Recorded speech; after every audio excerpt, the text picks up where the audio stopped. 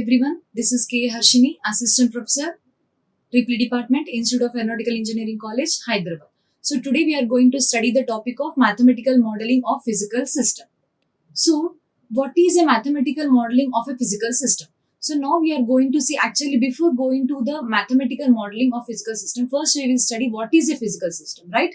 So physical system is nothing but a physical system is a system in which physical objects are connected to perform an objective. So indirectly, so it just if you are considering a network circuit, okay, it is nothing but the combination of some n number of components, right? So nothing but a system is nothing but a combination of some components, okay, in order to perform an objective.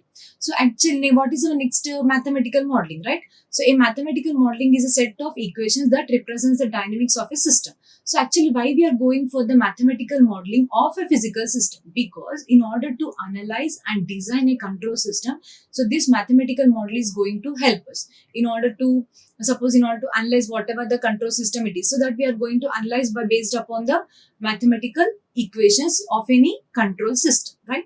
So now this is a samples figure here. So consider this is your physical system, which is nothing but which is a combination of n number of components, okay? So this is the input we are going to give and this is the output, and now we are performing the modeling, okay? Nothing but here we are doing the model for this physical system, okay? And to which we are going to obtain the transfer function. And next, so now our physical systems, okay, basically our physical systems are of two types. One is your mechanical system type and second one is your electrical system. And in the mechanical system also again we are having some two different classifications. And what are those two different classifications in mechanical?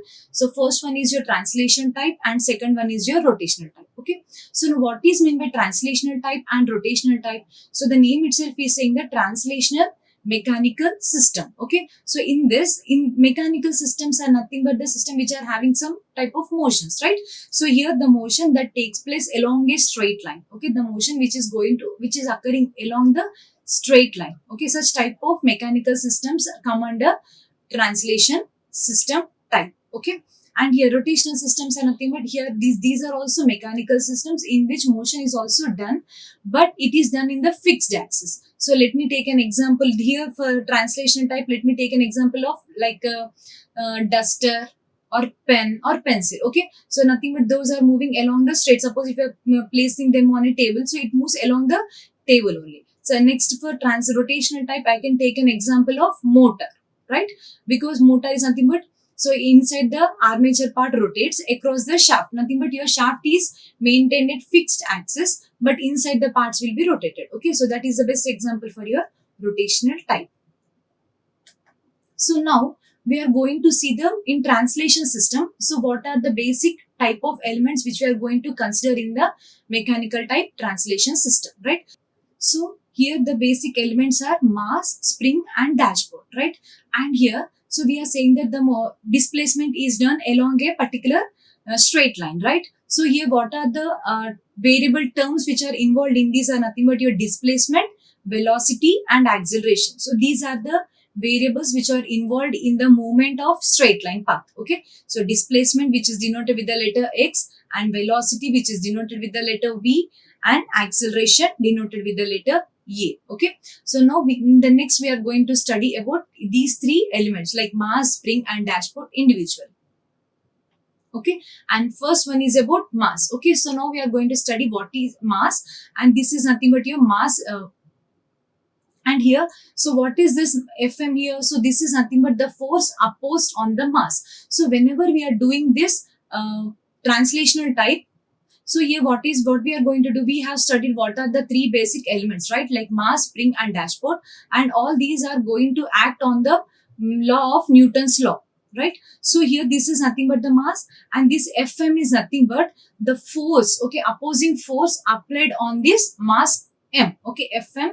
So this is nothing but the force is always directly proportional to the acceleration A. So therefore, according to, if you remove the proportionality constant, here I am going to take a constant called m here. So where m is nothing but mass. So according to Newton's law also we can say that, okay, so Fm is equals to ma, where a is nothing but acceleration, right? So acceleration is always 2 times derivative of your displacement. So therefore A is equals to d square x by dt square.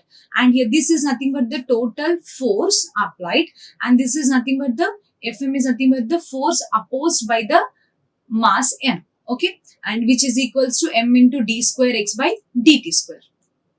Okay, and next is nothing but our second element is our spring.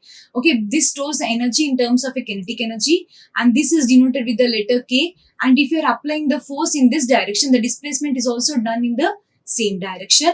And here the force will be always proportional to the displacement, right? So this Fk is nothing but the opposing force on your spring K. So which is equals to, if you remove the proportionality symbol, here it is equals to constant K.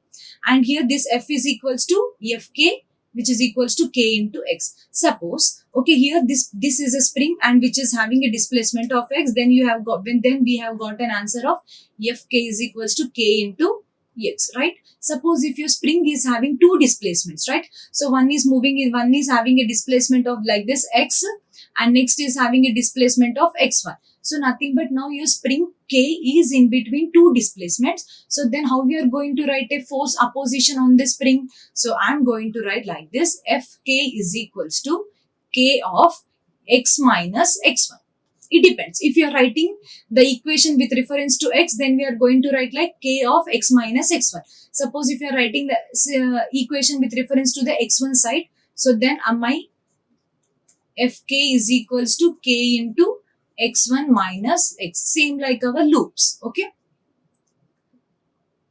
Next one is your dashpot, right? So this is a symbol here. This is nothing but just like a piston which is having a friction here, and this is denoted with the term B. And same, this is nothing but my applied force, and if you are applying the force on dashpot, so this is the direction of the displacement, and this Fb is nothing but, okay, this Fb is nothing but the force opposing on your dashpot, which will be always directly proportional to the velocity, right? So we know that velocity is nothing but rate of change of displacement, right? So therefore here in place of V, I have written dx by dt. Okay, so therefore Fb is equals to B into dx by dt. Okay, so now same here also. Suppose your dashpot is present. See here, whatever the equation whichever I have written here, like Fb is equals to B into dx by dt, right? So this is the equation whenever your dashpot is present between one displacement, right? Suppose if my dashpot is present between two second displacement like x1. So then what is the force opposing equation we are going to write here? So which is equals to B into d by dt of x minus x1. Same here. If you are writing the equation with reference to x, then we are going to write here x minus x1. Suppose if you are writing the equation with reference to x1, so I am going to write my term equation will be like this: d by dt of x1 minus x. Okay, this is the force opposed by the dashpot. Okay, so now what we are going, now we have studied three terms, right? Mass, spring and dashpot. So now how we are going to frame all these forces? So now according to Newton's law, what this Newton's law is saying, so sum of opposing forces will be equal to the sum of applied forces, right? So therefore my suppose in the circuit, whatever the circuit which I have considered, and that circuit is having a combination of all these three elements, right?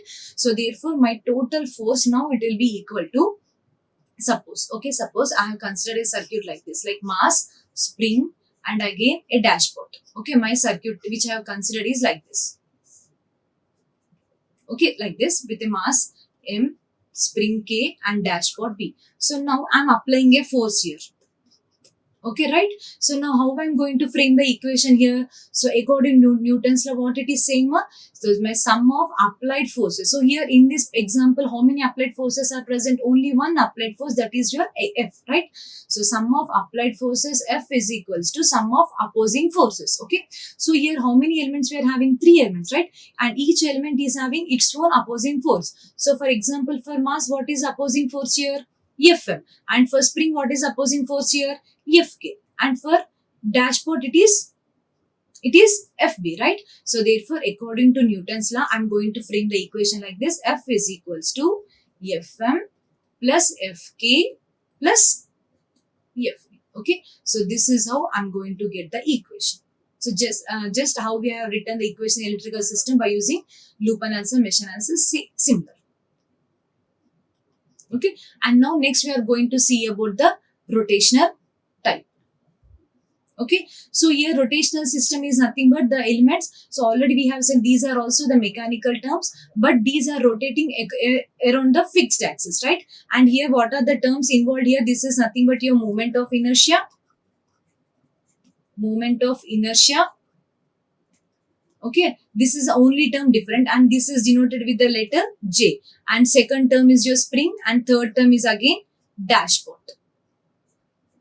Okay, and this is also denoted with the letter B, and this is denoted with the letter K. Okay, so here in this rotational type elements, what are the variables which are involved here? So those are nothing but your same angular displacement, angular velocity, and angular acceleration, right? And here this is denoted with the letter theta, and this is denoted with the letter omega, and angular acceleration is denoted with the letter alpha.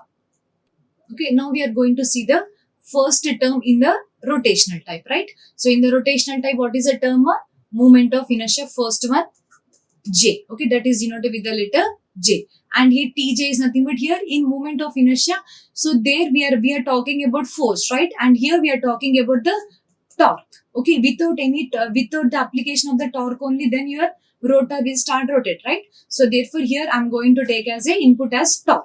Okay, in the mechanical translation type, there we have taken force, right? Applied force, and here it is applied torque. So therefore here this is nothing but the moment of inertia J, and this is nothing but the torque across moment of inertia. The torque across moment of inertia will be always proportional to the acceleration alpha. Okay, so if you remove this proportionality constant, here we are going to write J, and again we are writing this acceleration in terms of angular displacement, right? So therefore it is d square theta by dt square. Okay, and this is nothing but the torque opposed by the moment of inertia Tj is equals to J into d square theta by dt square.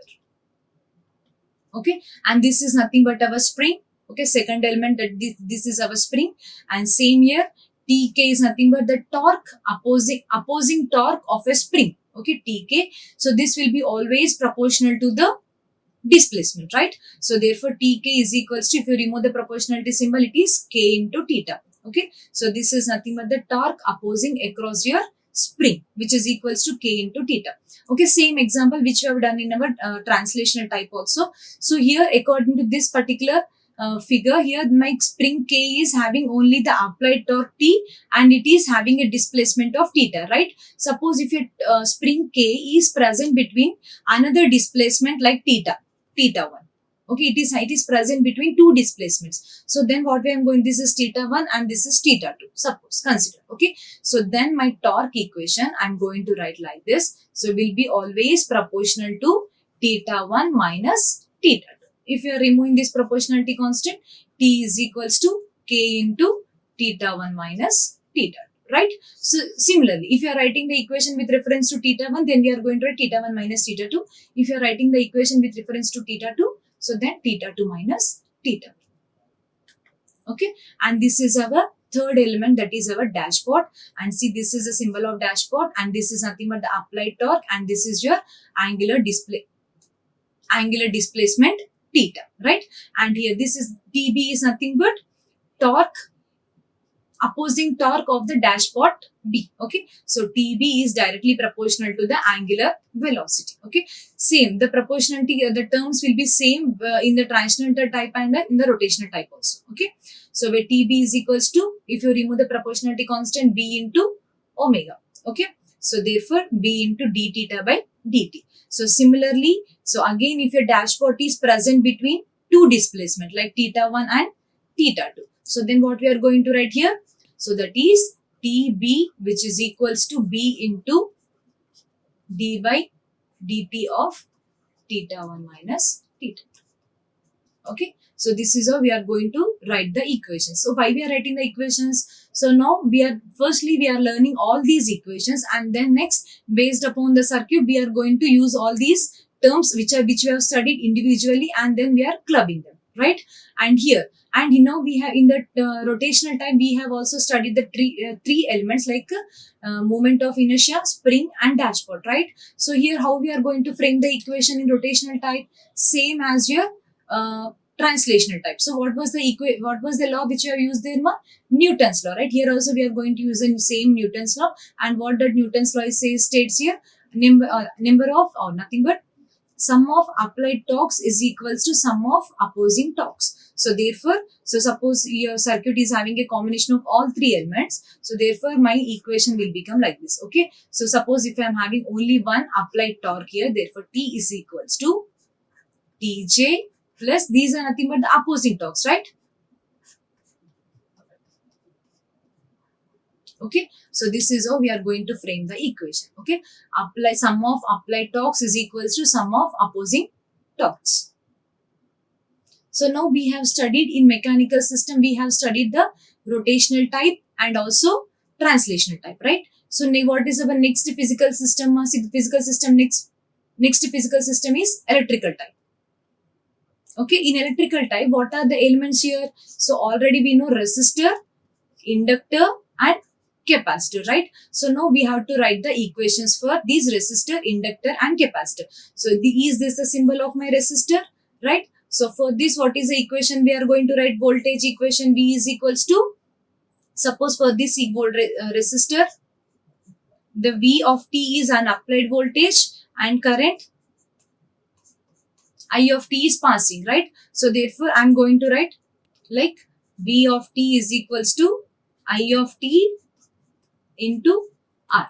Okay. And next for this resistor, if you want to write the current equation, so I of T is equals to V by R. So V of T by R, right? So next for inductor. Okay. So this is your inductor and same. So if you are applying the voltage of V of T and this is nothing but the current I of T. So here how you are going to write the equation? So L is equals to L into di of T by dt, right? I of T is equals to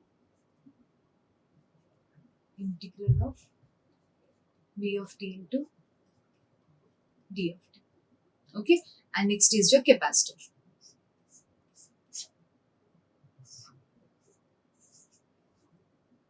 Okay, suppose this is your V of T and here the current I of T. Okay, so here, so V of T is equals to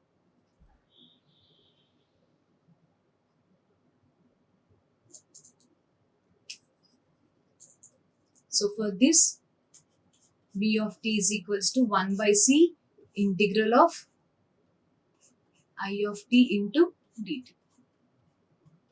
Okay, and here